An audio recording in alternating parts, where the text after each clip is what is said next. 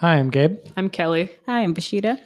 Okay, so many stories happened this week, local, national. The one story that I don't think, personally, my opinion, got enough attention was the new study of how many people died during Hurricane Maria in Puerto Rico. Oh, it was a new Right. study that came out? Yeah, Who so by? Groups that study. Oh, cool. What a great citation, Gabe. I will find it as I talk here. Kelley's going to be so mad. She literally just mentioned this. Okay, so the important part. It's by YouGov is what I saw. The important part is the official death toll is 64. That's how many Unfortunately, Trump's yeah. people will say died. The article I saw said that the headline was Puerto Ricans saw too many dead to believe government toll. And I was like, that's ominous as F. Yeah, it's 4,600 600. and I lost the number. He sets the agenda, y'all. 4,645. That's more than 64. Yeah, I didn't do well in math, but I know that much.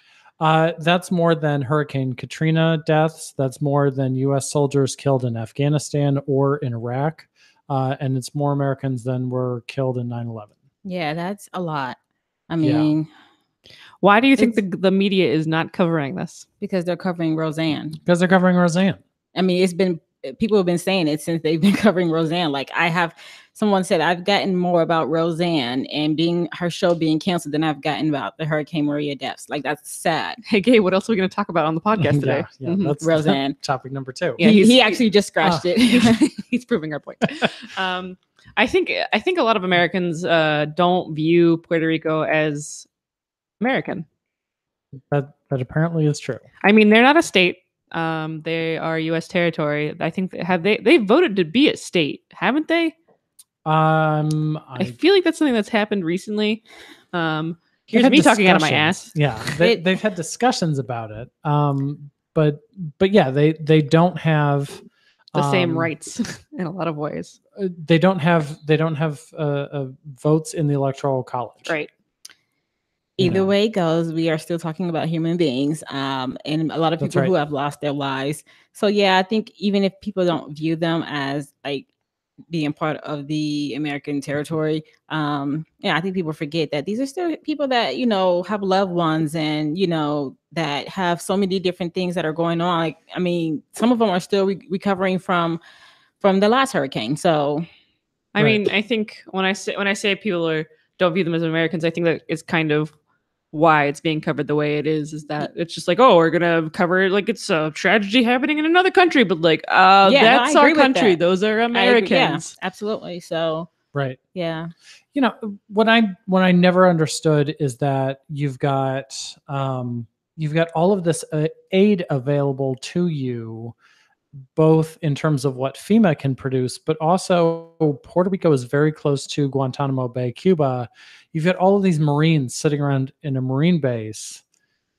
Deploy the Marines. I don't understand why. I'm a little confused myself. Happen. I don't understand either. Why? They had an entire hospital ship run by the Coast Guard that sat offshore that people could not access onshore. There were so many failures by FEMA, by the Trump administration.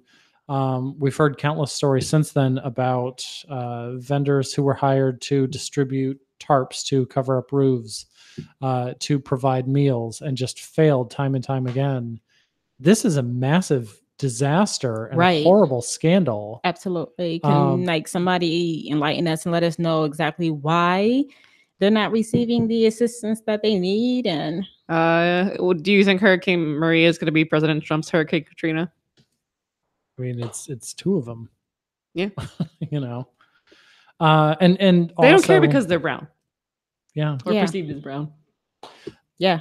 And it wasn't just Puerto Rico. I mean, that's what got this headline where it did get headlines, but there's the whole Caribbean. St. Martin was destroyed. Absolutely. The U.S. Virgin Islands, the British Virgin Islands, Americans, non-Americans were just devastated by this and the lack of response and the lack of attention.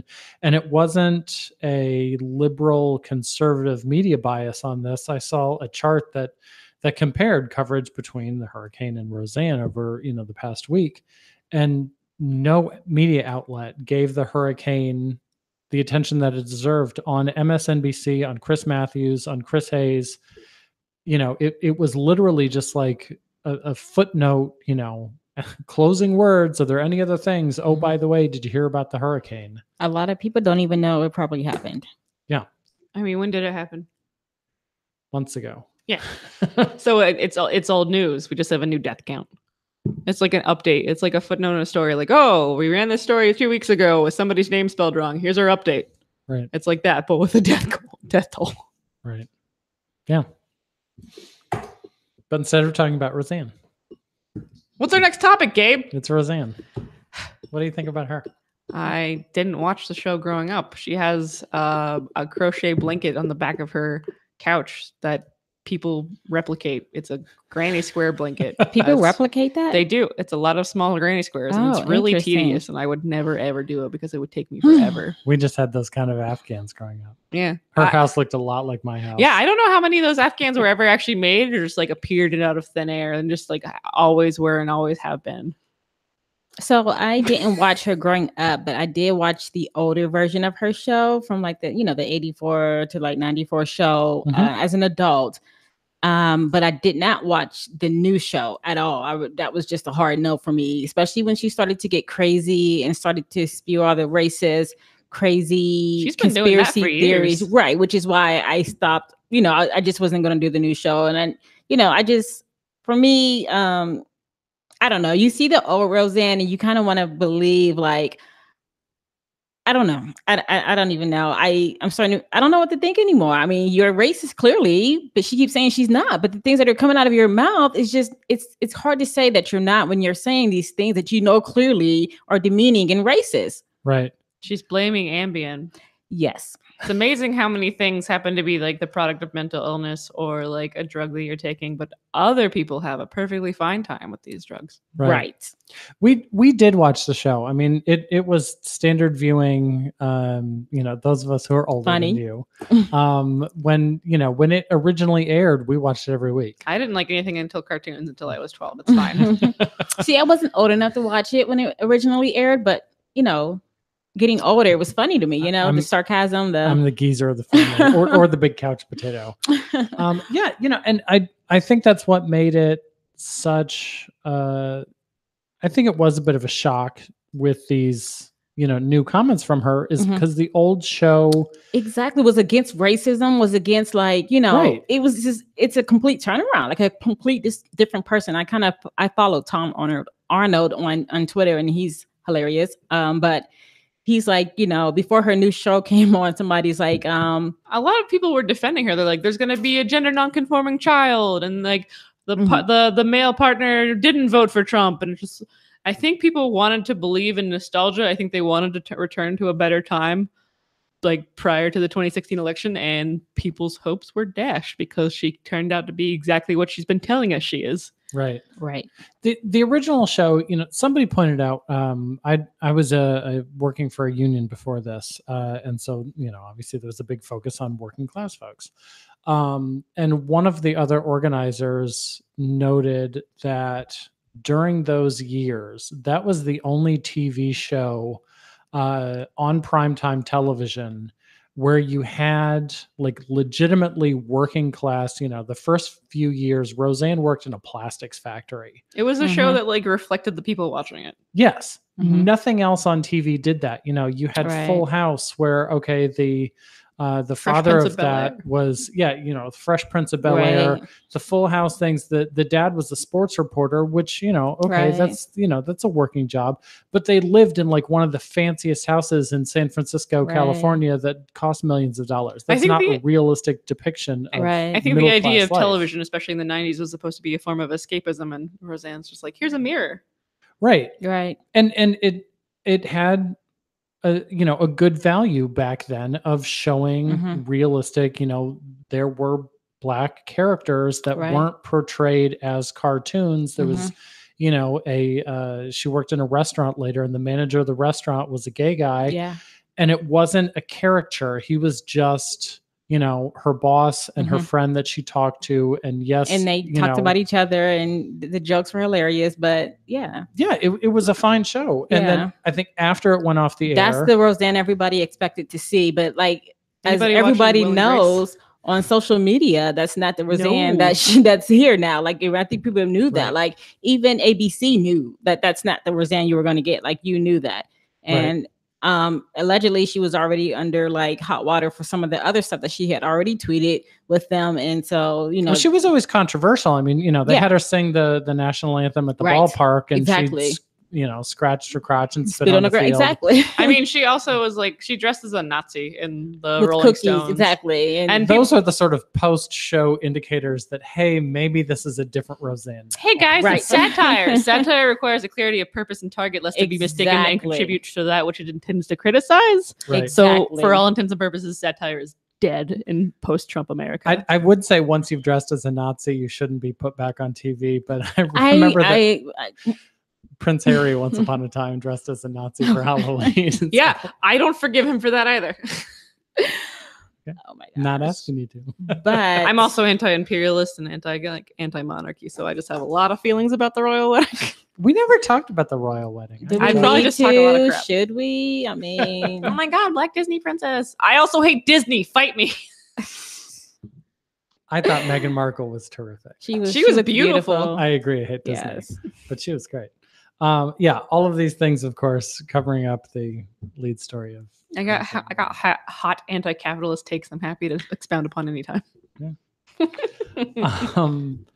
We all have to be out the door, so let's just keep moving on the agenda, though. Actual policy things. We had a terrific event yesterday. Yeah, put together by our friends at Planned Parenthood Advocates of Ohio. Yeah. It was a rally in front of the Ohio Supreme Court. The idea being that, we've sued you at the state level. I'm sure we're happy to do it at the national level. Should you so choose for us to do that? And it was really cool. We had all the regional field managers from all over the state. So Tracy from Akron, Stephanie from Cincinnati, the new one from Toledo, Kristen. I didn't get to meet her. Oh, she was in a flowy skirt. She's very nice. Okay. You haven't met her before? Flowy skirt. No. Oh, she's great. And then Marion from Cleveland and Rhiannon from here in Columbus. So we had all of our the Planned Parent people hanging out. Jamie, but she didn't organize it. She spoke. There were a lot of speakers, among which Jamie Miracle, our Jamie Miracle, was one of them. Yes. And it was a plethora of people basically saying. So the idea is that there is a domestic gag rule being implemented. So if you are a family planning clinic, and you receive Title X funding, it will be suspended and taken away if you refer or even mention abortion. So we've seen this in like the global gag rule, where like funding internationally has been suspended if you mention abortion, which is something that every Republican president has enacted since Reagan. But now we're seeing an expansion upon it with the Trump administration pushing it domestically. So this targets Planned Parenthood. Shocker. That's kind of their deal. But it's not just Planned Parenthood. It's going to be any publicly funded like family planning clinic is going to lose their Title X funding if they even mention abortion. And I'm of the opinion that if you want to offer a full range of reproductive options, that does include abortion. Right. Because it is part of, family planning. Or at least abortion referrals. Yeah. Right. I mean, you don't even have to be like, I'm going to do them in a house. It's just like, well, if this is what you want, here are your options.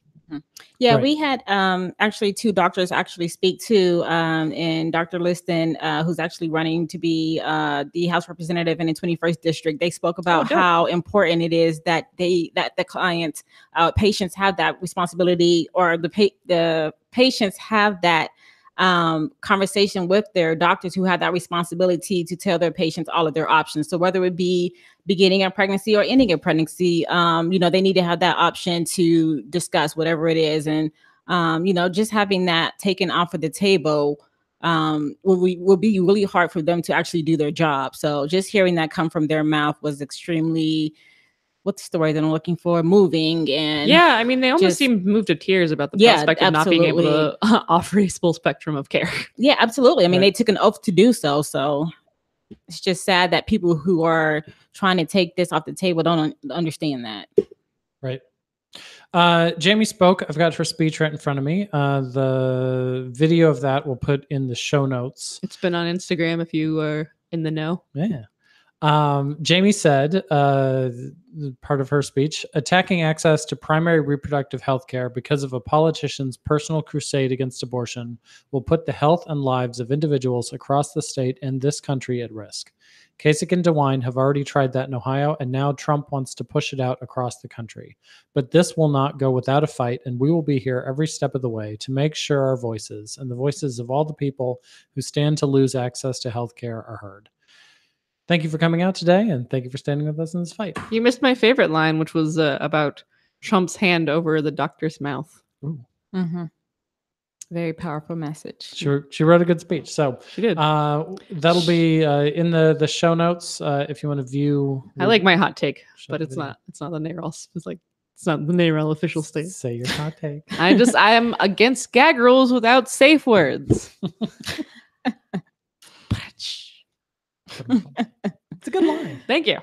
Can we get shirts? I'm gonna make a button. You're the shirt orderer. I do what I want. Yeah. So Trump obviously is taking his cue from the Mike Pence agenda here. Exactly. How many abortions do you think Donald Trump has paid for himself? Who knows? There is a question now because his attorney Michael Cohen had only 3 clients that came out, and one of them is Donald Trump, one of them is Sean Hannity, and the third client is this Republican fundraiser. It's about ethics and journalism. And the story is that this Republican fundraiser through Michael Cohen paid $1.6 million for yet another Playboy Playmate, a woman to have an abortion. And so people are really asking, this guy, it didn't seem to be in character that he would have had an affair and paid for an abortion, that maybe this was Donald Trump's mistress. And this was... I heard that Ivanka got pregnant with all of their children with an IUD in place, and that's horrifying. That's really surprising. I hope it's not true. It scares me on a deep and profound level. But I think it's a a legit question. Is you've got a guy who has this history of having affairs with women and has made statements. I'm laughing at you having are you specifying with women?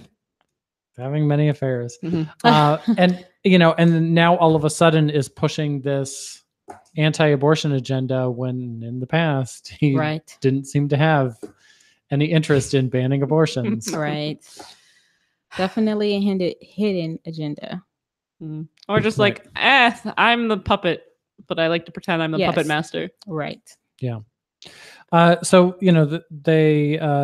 Planned Parenthood's team is speaking out, doing everything they can to stop this gag rule because it goes after Title X funding. This affects primarily Planned Parenthood because they provide both the abortion services and the preventive health care funded through Title X. Our other independent abortion providers around the state are purely abortion providers. Yeah, I mean, in Ohio, they don't receive any Title X funding. Although I think Preterm's looking into it for their other services. Right, but you wouldn't go there for a colon cancer screening. No.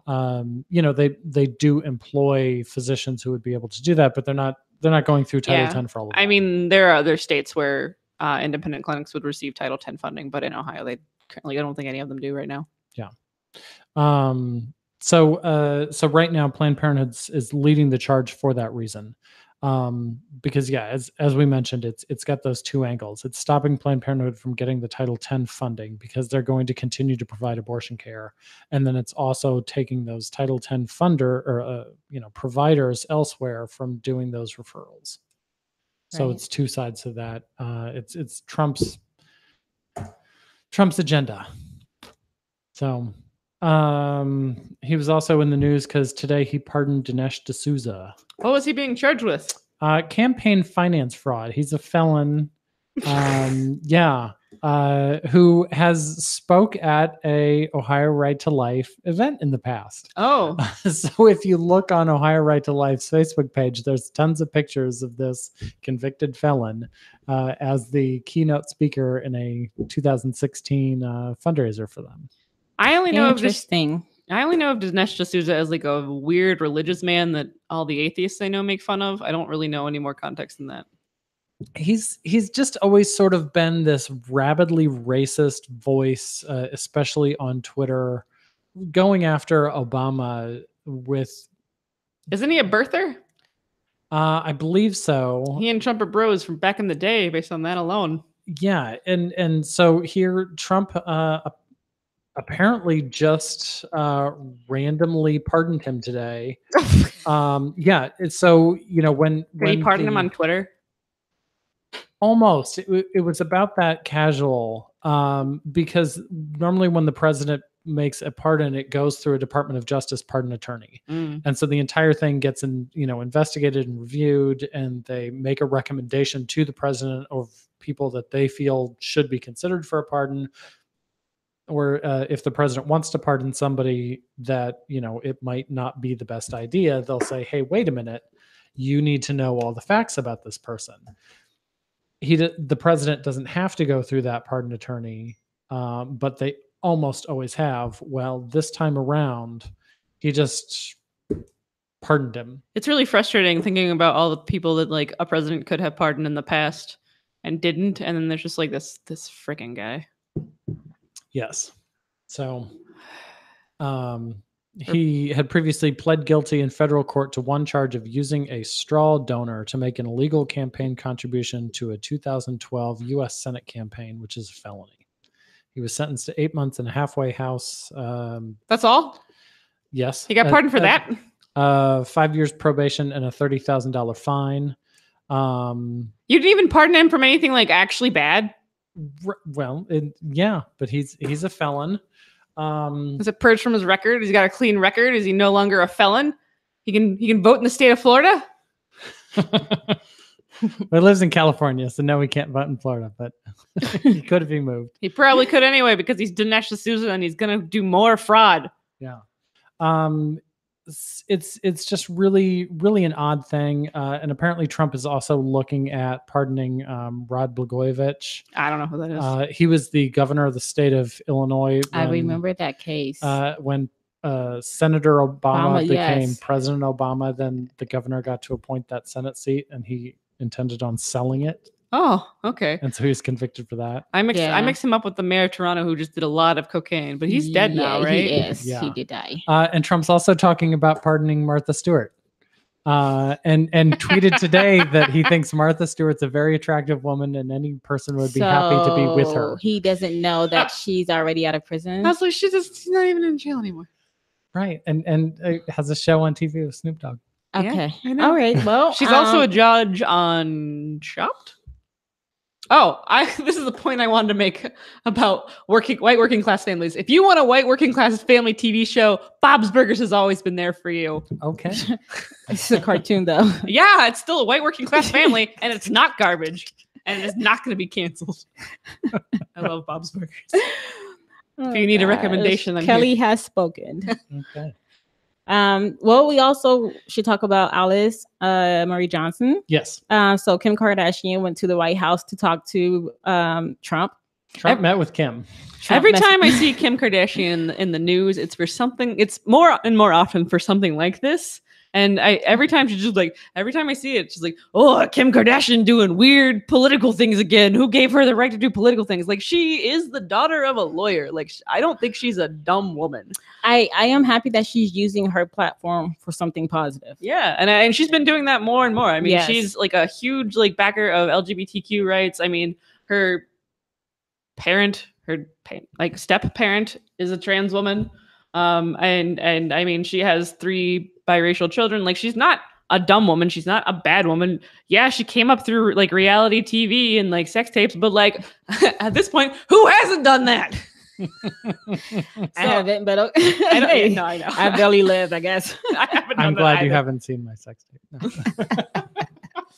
I'm just saying that I don't think Kim Kardashian is as bad as people seem to want her. Yeah, want her to be. Kanye, on the other hand, he's crazy, but that shit. Can I say shit? Sorry. Crazy. So this woman has already served 21 years. She Not was Kim Kardashian. Please say the name of the Alice Johnson has already served 21 years. And she was a first-time offender for a non-violent drug conspiracy case. And she was sentenced to life. Exactly. Just absurd. I mean, like, how can a judge even do that without even feeling any type of remorse? Happens all the time. It does. And it's just ridiculous. Just like all the people who are serving. I mean, a lot of it has to do with us having a cash bail system too. Like if you can't afford to get out of jail, then you're just going to stay in jail regardless of whether you're guilty or not. It happens all the time. So yeah, she met with President Trump to discuss prison reform. Yeah. Some people are having problems with saying prison reform because they're saying that she's talking specifically about one woman and not actually prison reform itself. Like, just she's not really working on prison reform. So I don't know. Maybe this could become a thing for her, and maybe she could make it about prison reform. I don't hate it. Yeah, I mean, it's absolutely a necessary topic, and I think it's incredibly smart to bring, a solid case example. Yes. When you walk into an elected official's office on any topic, really, and you're just generically talking like, I want to talk about prison reform. It's like, okay, what about it? Right. Nobody cares. But if you bring, and this is why we ask abortion patients all the time, come to lobby day, come talk to elected officials, go to the lunch and learns that you've been helping host. Lunch and lobby. Those. When you have people that have direct experience and can talk about the situation from their own point of view, it's so much more powerful than when Jamie or I walk into the State House. Neither of us are bringing the sort of impact as like our patients and advocates can, and so providing this specific case, I think is very it's a very smart move. And everybody knows Trump only respects people like him, reality TV people. So hey, this is right true. up his alley. Point. Yeah. Honestly, if Kim Kardashian becomes a UNICEF ambassador, I like the idea of a dichotomy between, hey, I like that you can be two things at once. You can be a very sexual being and also somebody who cares about the change in the world. Like, good for her. She just needs to leave Kanye now. So. Yeah, she does need to leave Kanye. Probably. Speaking of sexual and change, you want to talk about Pride and what we have going on? Do we want to talk about Pride or do we want to talk about abortion and depression first? It's up to you. Please. Sorry. No. Okay. So NBC News has covered the fact of the week that abortion does not cause depression. Yes. Amazing. The reason this is news is because there was a study, I say study with some hard air quotes around it, with the opposite conclusion that abortion does cause depression. But Guttmacher Institute issued a rebuttal saying your study is garbage and your conclusion is garbage and you should feel like garbage. That's the exact quote. Yes. But so now we have a new study by researchers with the Journal of the American Medical Association's JAMA Psychiatry. Okay. Sorry, I was just reading that. Continue. So basically it gives us the conclusion that we've always anticipated, that having an abortion does not cause you to be depressed. There may be outside factors that may be contributing to depression in addition to having an abortion, but the abortion itself does not cause the depression. Right. Which is kind of the thing. Yeah. Yeah. Well, that's good to know. So people can stop making all these false accusations about how, if you get an abortion, you're going to be depressed, and trying to basically deter people from doing something that they feel they need to do. Yeah. They could stop saying that. But they won't. They won't. Yeah. Yeah. I mean, they're going to also say that it causes breast cancer, and it definitely does not. So. But now we have an actual study to point to. Absolutely. Which is exciting. The truth. Yes. It's just the little things that, yes, there's another box in our camp that just confirms our what we already thought, but it's nice to have citations. Right. We'll put a link to this in the show notes too. So yeah, I just wanted to bring it up because yes, it's an obvious thing for any of our listeners that agree with us, but it's also just another thing that hey, we know what we're talking about and we have research to back it up. Right. Abortion does not cause mental illness. Ambien does not cause racism. So yay. Okay, now you want to talk about Pride? No, I'm just kidding. Coming up this week and this month is Pride, all of the Prides. I'll be at Dayton Pride this Saturday, June 2nd. It's 12 to 5 at Cooper Park. Yes. Yay. And then next weekend I have all of my rural prides. I have Newark Pride on Saturday at the Canal District something. Canal Market District. Thank you. Whenever I think about it, I'm just like Giant Eagle Market District in Newark. In Newark. And then Sunday we'll be tabling at the Athens Pride Community Picnic and Hike. And then Monday night there's going to be an LGBTQ Pride Night in Zanesville, Ohio. And then in Cincinnati on the 23rd. I think that's all the prides I have. Yes. Oh, just kidding. I have Columbus Community Pride on the 16th of June. And we'll actually be partnering with our friends at Planned Parenthood, having a co-shared table. So that'll be really cool. Columbus Community Pride is the alternative pride that has started this year. It has been put together by Black Queer Intersectional Columbus, also known as BQUIC. And it focuses on queer and trans people of color. And it's it's what came out of like the aftermath of the protests and the Black Pride 4 at Stonewall Columbus last year. So we here at NARAL are not going to be at Stonewall Columbus Pride this year, but we will be at Columbus Community Pride because we want to show up for our queer and trans people of color. Yeah. One of the speakers at the event yesterday was from BQUIC. Yes, Ariana Don't know her last name. Ariana from BQUIC. Yes. Who did a terrific job speaking. Yes, they have great bangs. Yes. Great bangs. So also this weekend will be Pride in the CLE at Public Square. Hannah, our organizer in Cleveland, will be there, and that will be from about 10 to 7. Mm-hmm. So if you're in the Cleveland area, definitely go check us out. We all have a table there. Yeah, it's festival season. Come hang out. Get sweaty. Absolutely. And then ending the month of June is going to be, as always, we're at ComFest with the Freedom of Choice Ohio table. And Lady Parts Justice is going to be in town that weekend. They're going to be showing one of our clinics some love because they need it. They always need it. And they're going to also have a booth, not a booth, but like they're going to be at ComFest at the Solar Tent at 5:15 on Saturday, talking about abortion and getting involved locally. And there'll be like a talk back with the provider. So that'll be really cool. And then Sunday at Ace of Cups, our friends who do lots of comedy things for abortion access, is going to be Lady Parts Justice hosting a comedy show, which, you know, is very on brand for what we do here in Columbus. It's going to be Beth Stelling, Joyelle Johnson, Liz Winstead, and somebody else who was added to the lineup that I have forgotten the name because I'm a garbage person. And that'll be fun. And then there'll be a talk back after the show with probably me and one of the local clinic defenders, and that should be a good time. That's Liz Winstead, Beth Stelling, Joyelle Johnson, who I love. And Nina Martinez, who's the founder of the Lady Laughs Comedy Festival. Oh, cool. Beth Stelling's actually an Ohio native. Oh. Mm-hmm. She went to Miami. She's from Netflix, The Stand-Ups. I don't know anything about that, but she's an Ohio native. Awesome. And the people I know who know her or know of her really like her. So okay, I'll take that as a win. So links to all that information is in the show notes. If you're otherwise listening before Sunday, June 3rd, you can come tie-dye tank tops or t-shirts with us for Pride season. Cool. Yee. Okay. We'll see everybody next week. Bye. Bye.